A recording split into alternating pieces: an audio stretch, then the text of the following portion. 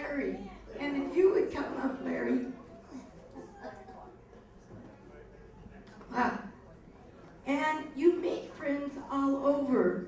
So if Francell, I could see in Paris, I have to go to a foreign country to see there. He lives in Texas.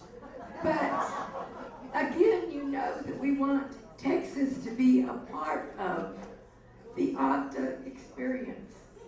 And this past May, we went through Alpine and we headed right down the coast to Victoria and Indianola to find the little town that was supposedly dead of Indianola on the beach from hurricanes.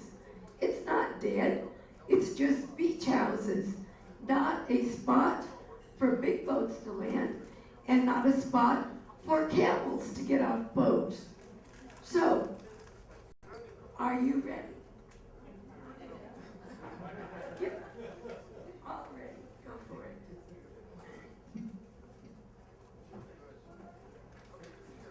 Oh.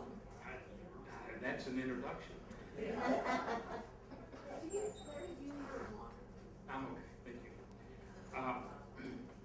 The actual title of this paper is called Dr. J.B.D. Stillman's Adventures in Texas.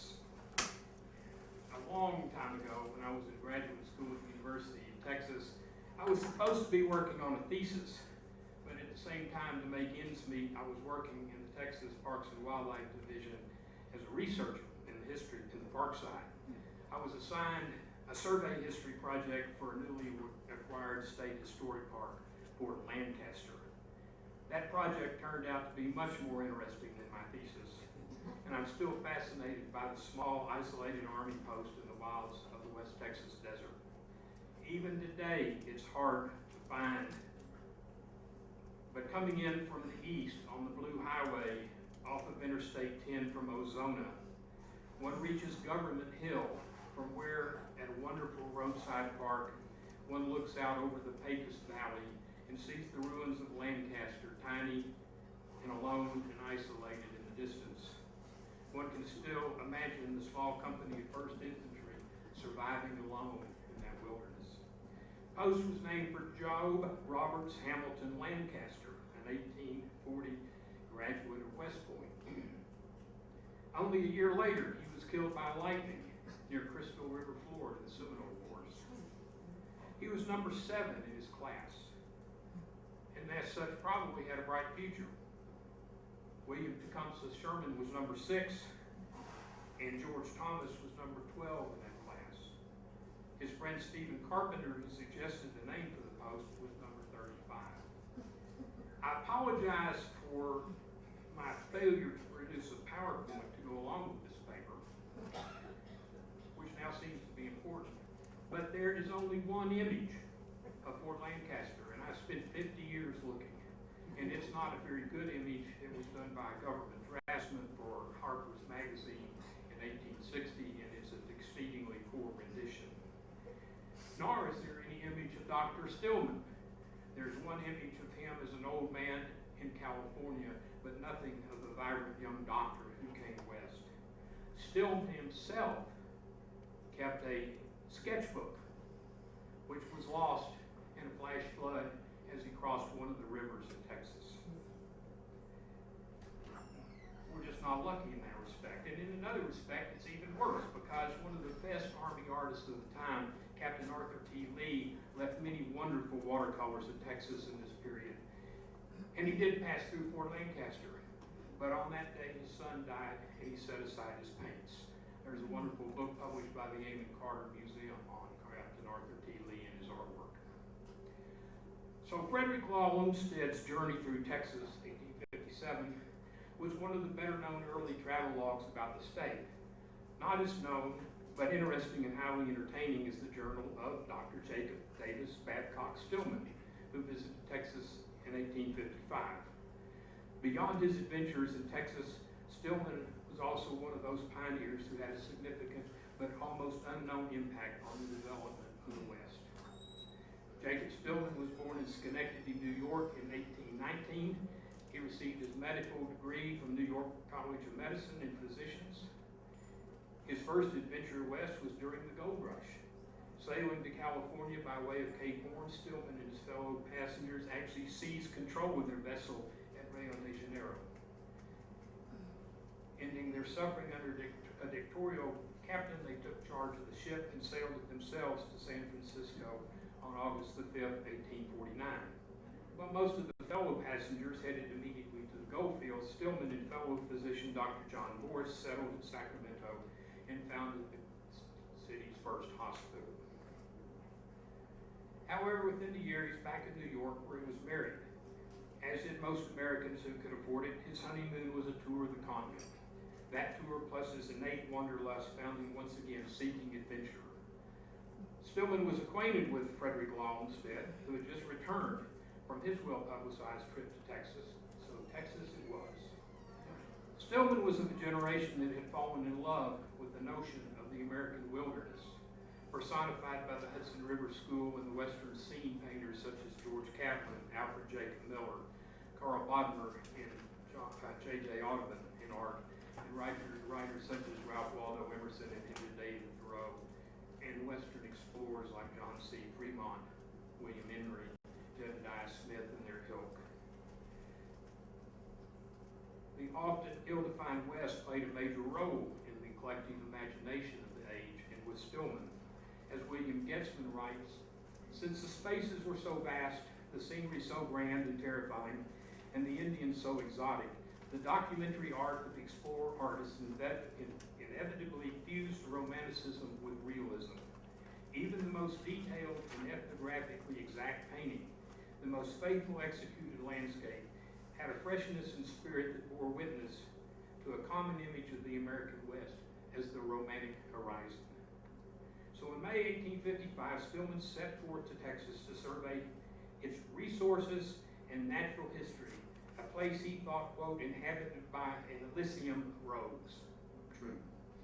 Arriving at Matagorda Bay and armed with an agreement with the New York Crayon to publish his letters, Stillman stepped off the boat and into adventure. The Crayon was a short-lived, but at the time, leading journal of landscape art. Stillman would periodically report on his journey to a New York readership. On May 4th, Stillman bought a horse at Port Lavaca and set forth alone for San Antonio. The trip set the tone for the entire trip. Stillman was not in the least bit concerned about traveling alone or in finding his way. In this early phase, he was content to meander this way and that to what at the time was the major city in Texas. After 8 days on the road, he arrived in San Antonio, and there he met Dr. Adolf Adoué, the publisher of the city's German language newspaper. So after 2 days' rest, Stillman accompanied Adoué to Castroville, and then he traveled alone to the German settlements to the north around Fredericksburg. Once there, he was invited to accompany a group to New Braunfels to attend the 3rd annual Texas Sangerfest in May 27th. Upon his arrival, he described the scene as, quote, a table loaded with refreshments moved me still deeper, while one of their number sat upon the floor astride a beer cask and filled the glasses so as fast as they were emptied. Hungry and thirsty we were. Would you not have been so? I forgot my nationality, and if I had not broken away, I would have soon been able to speak German, although I did not get so far as to understand a word of it. He also commented on a significant difference between the Germans and the Anglo-Texans. Quote, I have noticed that the German settlers generally go unarmed about the frontiers, while the Americans uniformly carry revolvers. Many even carry them wherever they go, such as a gentleman carries a watch, and they seem to think it indispensable. True, too. He also possessed a really keen sense of humor. On another of his side trips south of San Antonio towards the Rio Grande, he was accompanied by a party of 6, including an unnamed judge.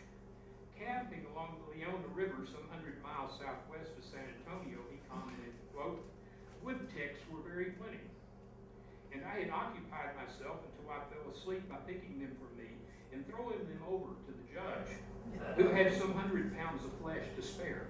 Well, after several months exploring the vicinity of San Antonio, Stillman found himself at Fort Clark. In a manner not readily explained by the good doctor, from that post he headed west with a party of soldiers. In his writing, he was generally clear about his motives, but in this instance, and with no explanation as to why, he heads away from the frontier settlements on the road west. With an escort of some dozen mounted soldiers and drivers, 3 wagons, and an ambulance, Stillman's headed west. The route the party followed was called the Lower Road, or the Military Road.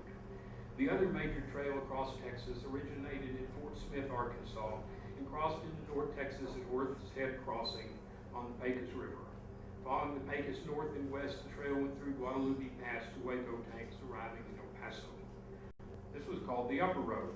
The Lower Road originated in San Antonio, traveled to Fort Clark, and eventually Camp Hudson, Fort Lancaster, Fort Stockton, Fort Davis, Fort Quitman, and Fort Hancock, and on to El Paso, where the 2 trails joined.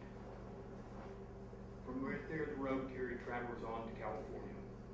Since it constituted the all-weather route to California, the Lower Road was the most important and a vital connection.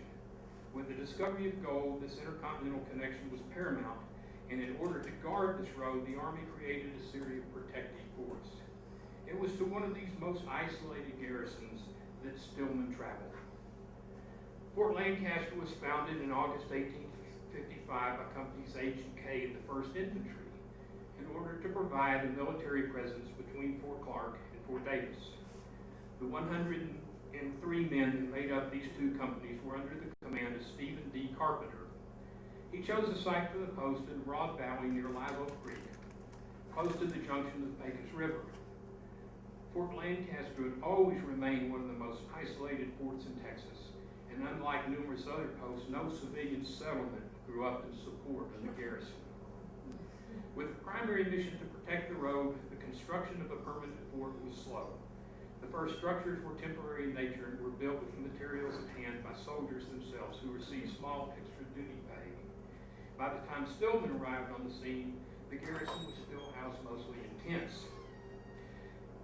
Stillman's arrival coincided with Captain Carpenter's need for a physician. He was authorized to hire a civilian contractor, as if he could find one. And although neither Stillman's journal nor Carpenter's monthly post returns explained the decision-making process, the doctor was hired. He would spend 2 months in Lancaster finding adventure and providing us with a marvelous description of Army life.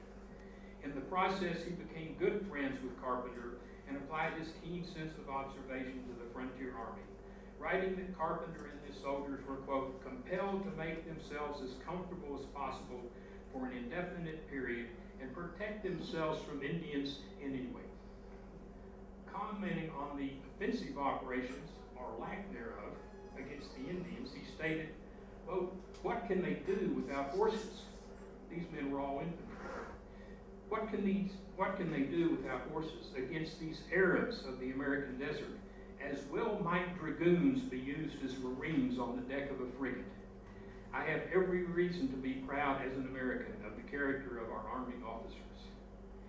He then describes the nature of frontier warfare as conducted by the Army.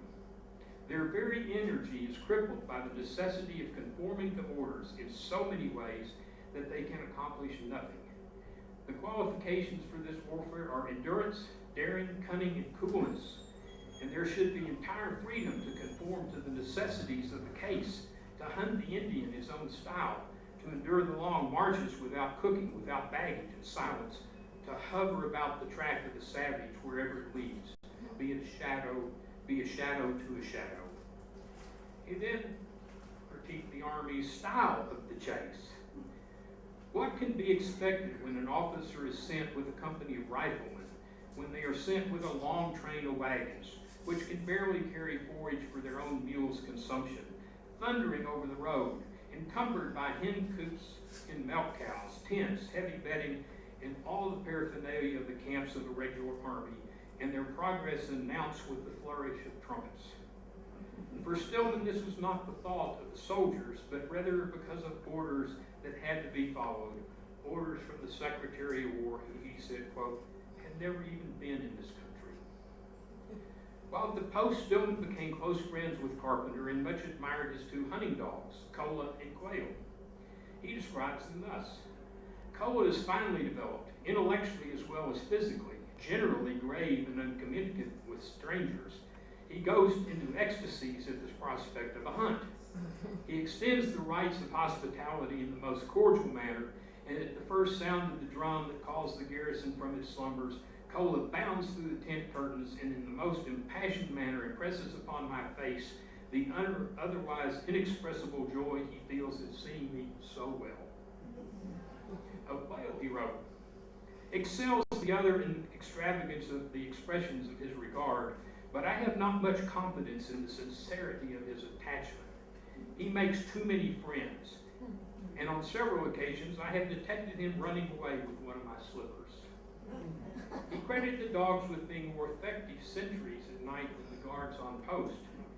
Both the readiness with which the dogs bark at night on the approach of any unusual object contributes more to the safety of individuals going about after dark than anything else. His friendship with Carpenter and the lack of company officers gave Stillman the opportunity at adventures not normally part of the role of a post surgeon. He said, the command here is very busily engaged in preparing winter quarters, and as the captain had expressed a desire to send out a party to explore a shorter route to Howard Springs, but could not spare an officer to go with it, I proposed to undertake it. Howard Springs, or well on some maps, was the nearest source of water to the east of the fort. So mounted on mules and accompanied by three of the best hunters, Privates Richard Young, James Beardall, and musician Thomas Denon, Stillman took command of this patrol. Finding no route passable for wagons, the party was nonetheless successful in the hunt, bringing in fresh venison. A pretty interesting situation for a civilian doctor on civilian contract hired at an army post in the middle of nowhere leading an army patrol. But it kind of tells you about how isolated poor little Lancaster was. A few days later, Stillman was asked to accompany Carpenter to the head of Live Oak Creek, where the captain hoped to find a tree large enough to supply a flagpole. If you know that country, you know that is a difficult task. Stillman was unable to make the trip. Quote, having mounted in haste, I touched the mule with my spurs, when there ensued a series of evolutions not laid down in cavalry tactics, entirely unbecoming the high position which for a moment I held. One movement, more vigorous than the rest, projected me, rifle, spurs, and all, according to the law of projectiles, into which my West Point friends had not duly indoctrinated me, over his ears, and I suspect over my own. But upon that point, I have no positive impression, nor as to the point of contact with the ground. Unheard, Stillman concluded, quote, as to the mule, I judged his contact to be perfectly justifiable according to the laws of honor of the land. He did no more up to that moment than he was compelled to do to maintain his self-respect. However, it was not necessary that he should continue to kick me after I was down. I concluded to permit the commander to get his own flagpole and repair to my tent to write. On October 12th, Carpenter determined to explore the head of Live Oak Creek. Stillman, Private Beardall, and musician Denton accompanied him, as did Private Patrick McCullough and a civilian teamster and wagon. Stillman describes Carpenter as a dashing figure who, quote, rode his favorite horse Driver and was accompanied by his two dogs. His six-shooter hung at the horn of his saddle, and across the saddle in front of him he carried his shotgun. Over one shoulder hung his powder flask, and over the other his shot belt. An ivory whistle fashioned after a dog's head was suspended at a buttonhole in his hunting jacket. Without incident, the soldiers arrived where they wanted to cut poles for the fort, and while Carpenter and the doctor explored a small grove nearby, they went to work. Expecting to find turkeys, instead they found Indians, described, quote, as well-mounted, armed with shields, bows and arrows, lances, and a few with guns. They were painted and bedeviled for war. Retreating to their work party, they began to load the wagon to return to the post. The wagon driver was separated from his companions when the attack occurred, and Stillman saw the teamster overwhelmed, and he himself was pursued as he retreated away from the party towards the fort. Upon his return to the post, quote, I reported the whole party killed, as I had no doubt they were, before I broke camp. The probable death of Captain Carpenter, who was so much beloved by the whole command, created a most painful situation. There was a hurrying of men to arms, and the party started off at quick time. At dusk, the captain, wounded in the hand, returned to the post with the other men. Private McCullough had been struck in the foot by an arrow, but Beardall and Denton were uninjured. While Carpenter's wound was dressed, he explained what happened after Stillman became separated.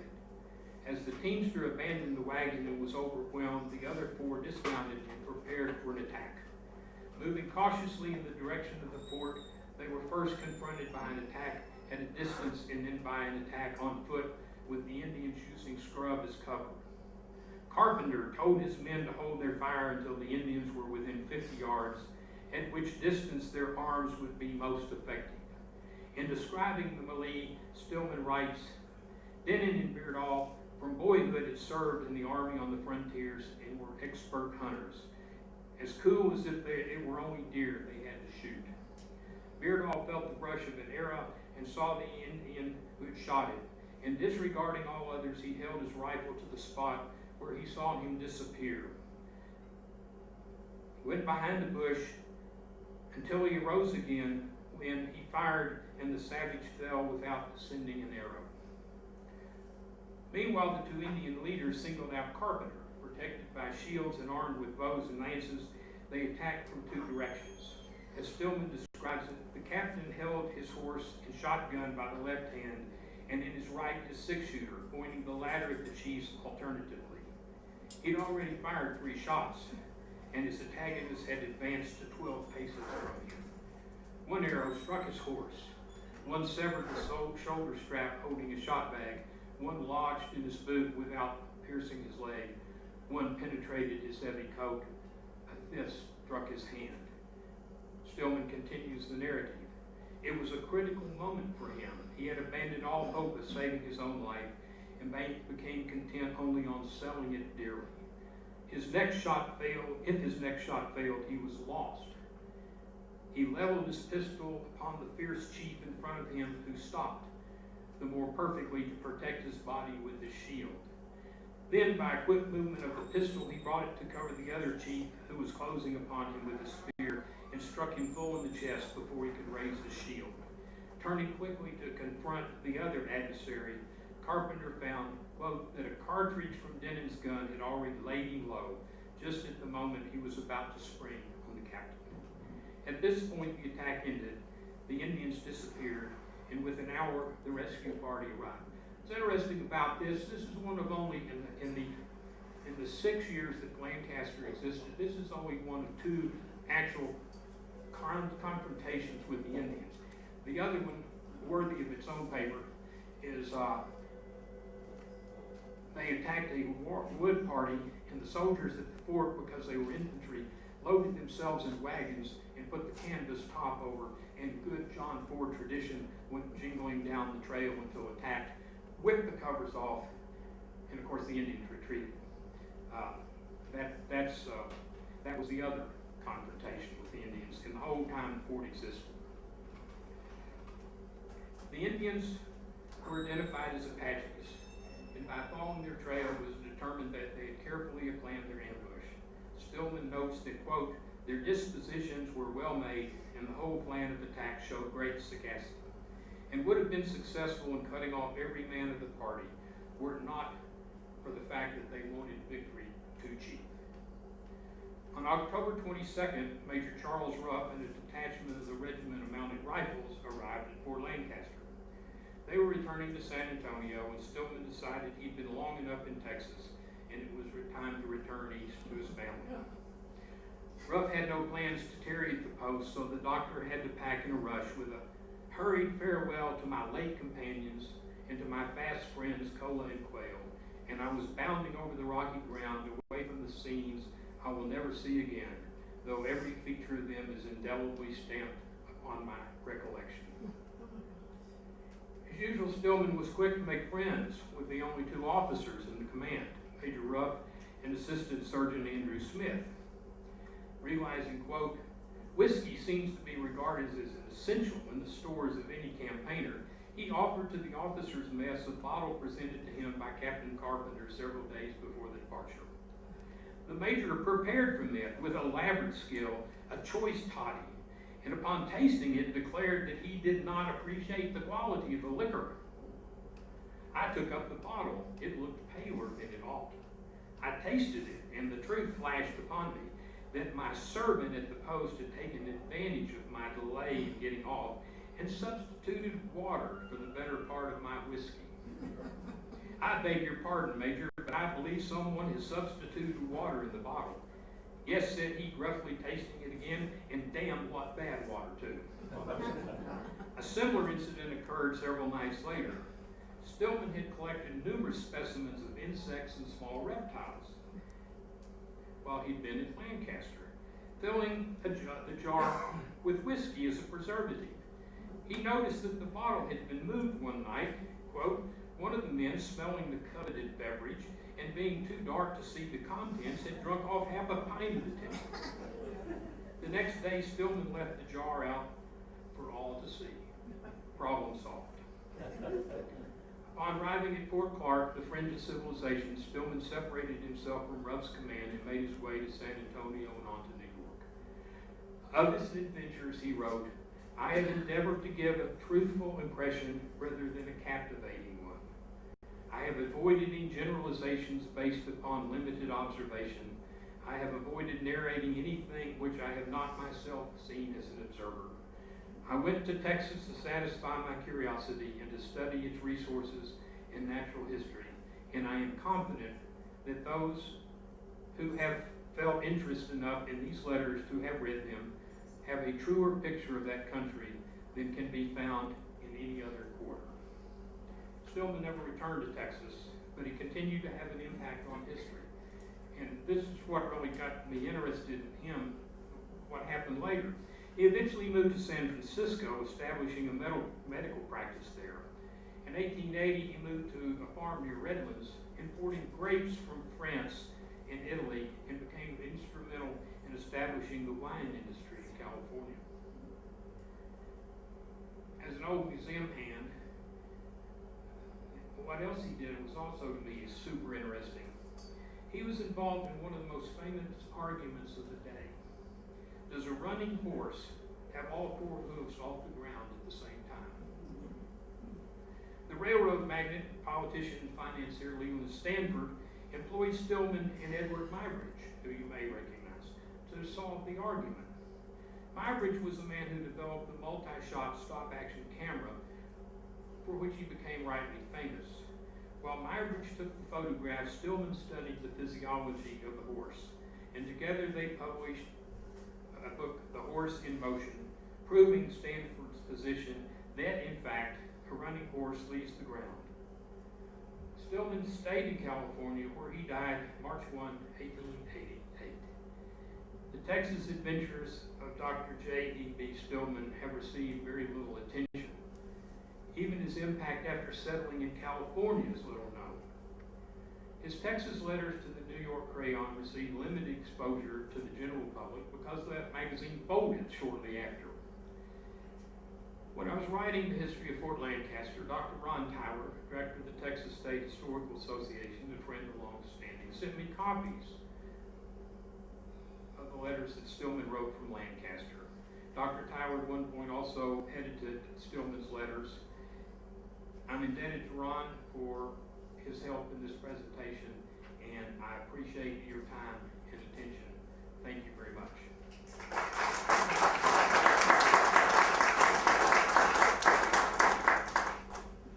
Yes, ma'am. I got 2 minutes.